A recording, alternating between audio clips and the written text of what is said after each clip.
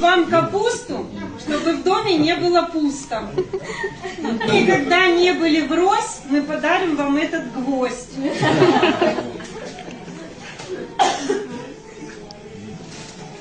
Чтобы в доме водились рублики, мы подарим вам бублики. Чтобы ваша жизнь была сладкой, мы подарим вам шоколадку.